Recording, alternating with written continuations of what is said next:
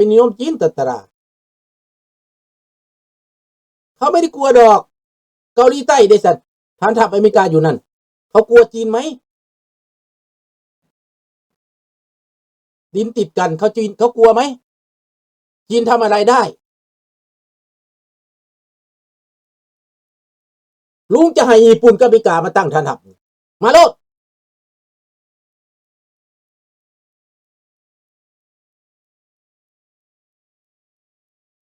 ดังนั้นเฮาต้องการประชาธิปไตยเข้าลาวนี่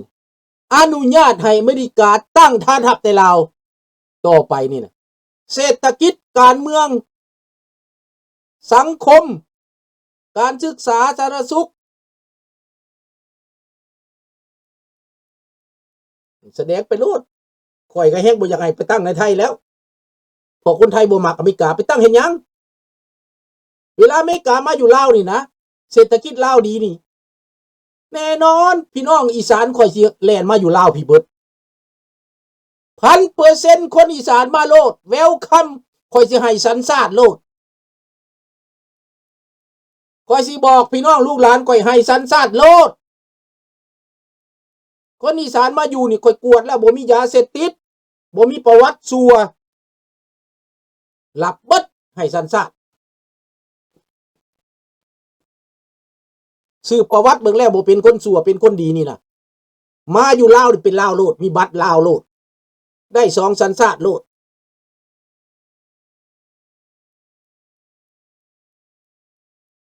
นี่แหละจุดยุทธศาสตร์ที่อยากเว้าให้ฟังน่ะมาแน่ครั้งนี้น่ะอเมริกาไว้ใจลาวสุดๆแต่บ่แม่นลาวคอมมิวนิสต์เด้ลาวประชาธิปไตยเด้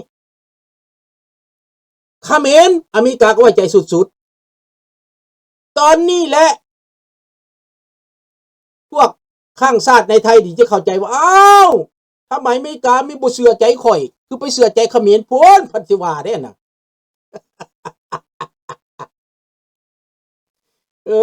ว่าสิฮ้องวากๆได้บาดนี้แหมพี่น้องคนอีสานเราจะมาให้ลาวนะเวลคัมที่ประเทศลาวเด้ออยากมาลงทุนอยากมาตั้งห้านขายตำบักหุ่งอยากตั้งห้านเซเว่นอยากตั้งห้านยังตั้งโลดคนอีสานมาเลย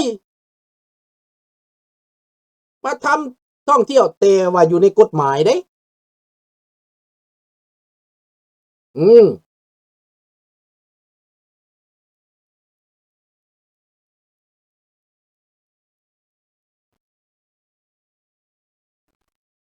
มีข่าวว่าตอนนี้สนามบินลองแจ้งจะถูกรีโนเวทสร้างขึ้นมาใหม่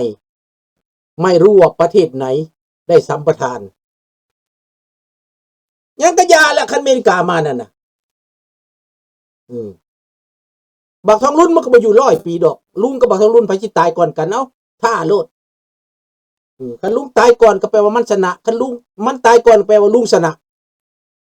เพราะนั่นแหละเอาบักทองรุ่นมึงตายก่อนกูชนะมึงเด้อมึงอย่าเฝ้าตายถ้าอยู่เห็นหน้ากันตอนเฒ่าบักทองรุ่นมึงกับกูนั่นเด้อ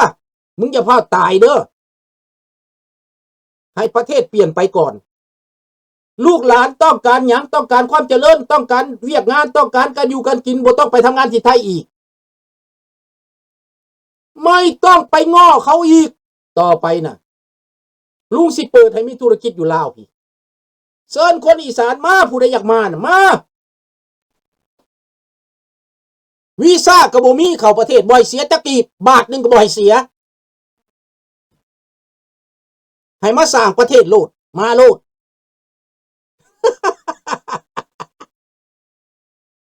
ป้าเจ้าว่าโว้ยไปสิเปิดฟรีต้องเอาระบบเงินนู่นซั่นบ่ข่อยสิให้ฟรีน่ะข่อยสิเอาเปรียบคนนี่น่ะ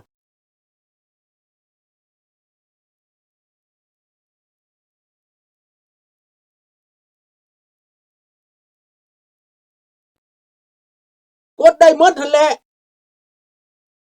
นะมาเลยลุงบ่ให้เสียนะว่าแต่เข้ามาสร้างแรงงานในประเทศลาวนี่น่ะ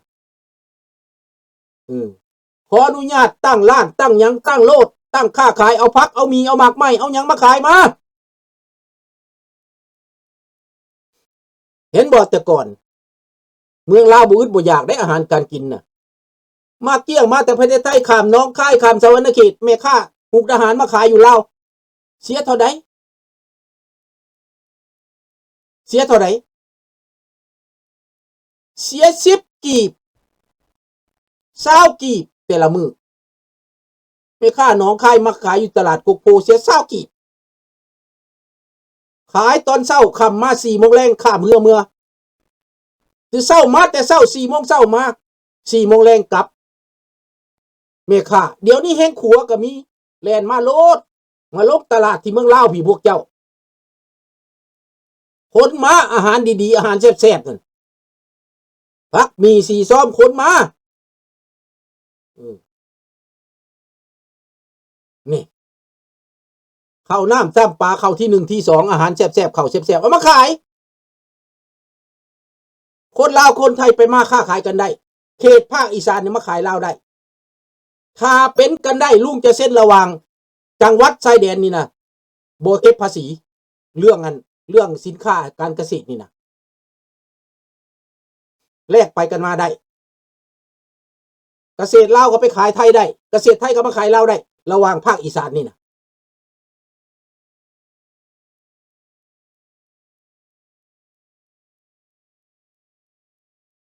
ต่อไปแก้วก็สิบ่ได้คันลาวนอกกับเมืองนั้นอยู่บ่ได้แก้วนะ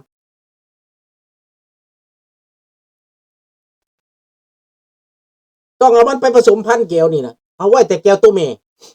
สมพันธุ์มันออกมาให้มันเป็นลูกปลาดุกปลาคอออกมามันสิเย็ดตูดมัน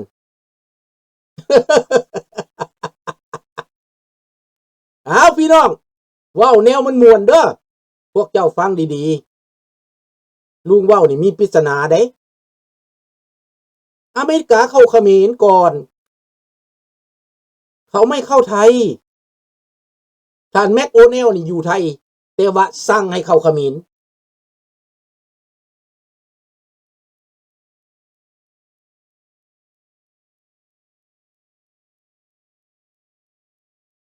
ขอบใจน้องธนพร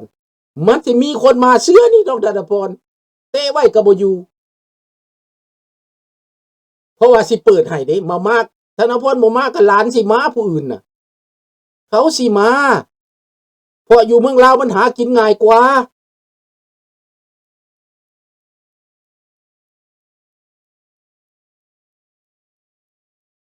เอ้าเขามาขายอยู่ตลาดโกกโพพี่น่ะ1,975น่ะขายตอนเช้าตอนแลงกลับเมื่ออาหารทะเลเขาขนมาขายอยู่ลาวเบิดคนมาแต่ไสคนมาแต่พูน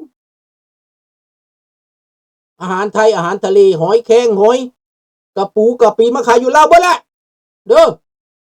เอามาลุงจะเปิดด้านนี้นะแต่ว่าขาเข้าบ่ให้เสียแต่ว่าห้านค้าห้านขายเก็บได้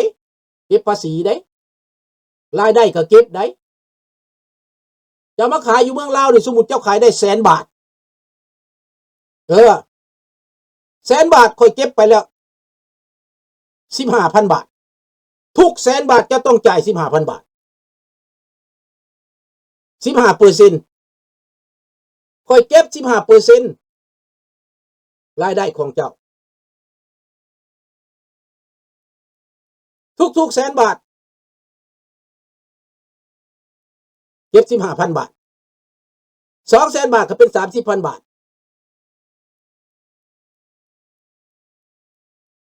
ผมมีประสบการณ์ความรู้ด้านการเกษตรและปศุสัตว์พอไปได้บ่ครับโอ้ยได้ละบ่ได้เบิดพวกใดมีความรู้เรื่องการเกษตรปศุสัตว์แห้งรับให้มาเป็นอาจารย์สอนผู้ใดมีประสบการณ์แลกเปลี่ยนกันการเกษตรแลกเปลี่ยนกัน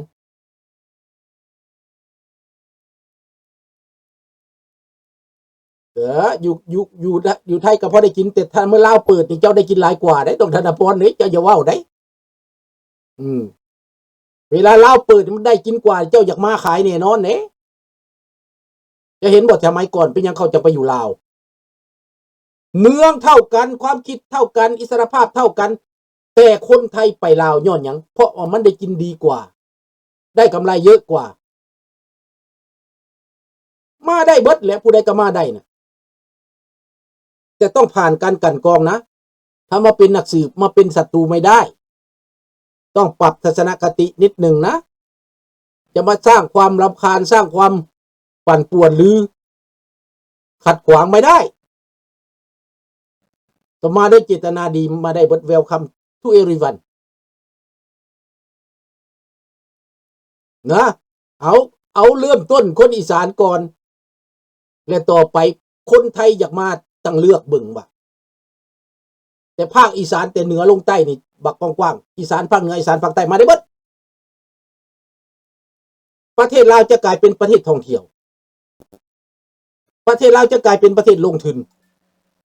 ประเทศลาวจะกลายเป็นประเทศเปิดกว้างเห็นบ่พี่น้องเอาเท่านี้เนาะมื้อนี้เนาะบ่แม่นจะมีแต่เนกาทีฟอย่างเดียวนั่นแหละลุงก็บอกให้เจ้าโพสิทีฟแหน่ลุงก็ยังโพสิทีฟกับเจ้าได้ซะซอยลุงบ่ได้บ่ซอยให้มันเกิดเป็นจริงได้บ่สารพันนำกันได้บ่สารฝันนำกันน่ะหรือสิคัดแต่ลายคัดตลอดโชคดีบ่ทุกคนเด้อมื้อนี้เด้อแล้วอาจจะเป็นจริงเด้อความฝันตัวนี้นะเพราะลุงได้ข่าวมาแล้วว่าเป้าหมายนะคนต่อไปลาวเผด็จการอยู่บ่ได้แบบนี้บืนต่อไปเฮ็ดหน้าด้านต่อไปหน้ามึนต่อไปก็บ่สำเร็จมีแต่ความตกต่ำเท่านั้นราตรีสวัสดิ์กุดไนท์บายบายแม่ป้าที่อยู่ข้างนอกลาวยอมให้คนอีสานโอ้ยเราก็ให้มาแน่ๆแล้วเราเฮงพร้อมและป้าเจ้านะเราอยากให้ไปมาหาสู่กันในเบิดคือแต่ก่อนไหนโชคดีเบิดทุกคนบายบาย